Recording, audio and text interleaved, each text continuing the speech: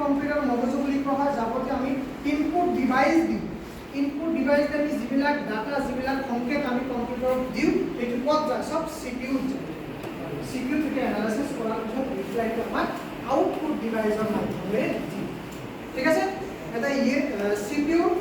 main এটা CPU তাকো তিনিটা পাৰ্টত ডিভাইড কৰা CPU তাকো তিনিটা ভাগ আছে ফাৰ্স্ট পাৰ্টটো কোৱা হয় MU full from memory unit ঠিক আছে MU memory unit are hall CU control unit CU control unit and ALU and unit main তিনটা পার্ট এটা ডিভাইস আর হল CPU CPU এর মধ্যে কয়টা ভাগ আছে তিনটা ভাগ আছে এটা হল কি MU full from memory unit are hall CU control unit আর এটা হল জাস্ট বলুন ALU full from arithmetic and logical unit এই তিনটা সিস্টেমে তিনটা সেক্টরে বেলেগ বেলেগ কে কাম কৰে যেনেকৈ মেমৰি ইউনিট এটো শুনিয়ে গম পাইছা মেমৰি ইউনিটত কি কৰে মেমৰি ইউনিট আকৌ দুটা ভাগ আছে এখন প্ৰাইমাৰী মেমৰি আৰু সেকেন্ডাৰী মেমৰি ঠিক আছে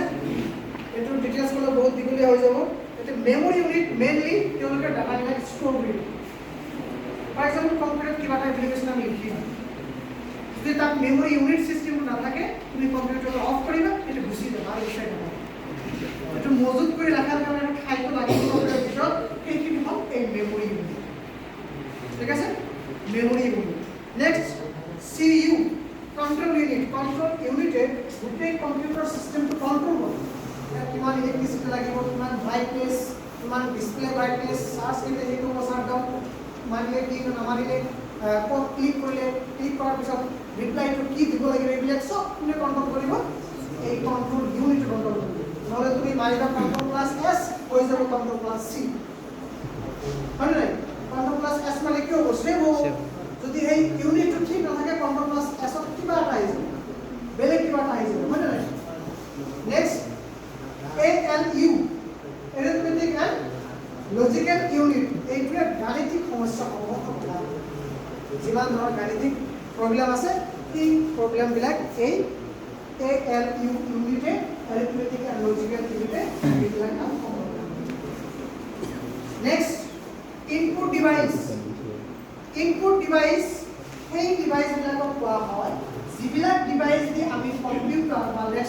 ডেস্কটপ এটা আমি কোনো এটা কাম কৰাৰ কাৰণে সংকেত দিওঁ অৰ্ডাৰ দিওঁ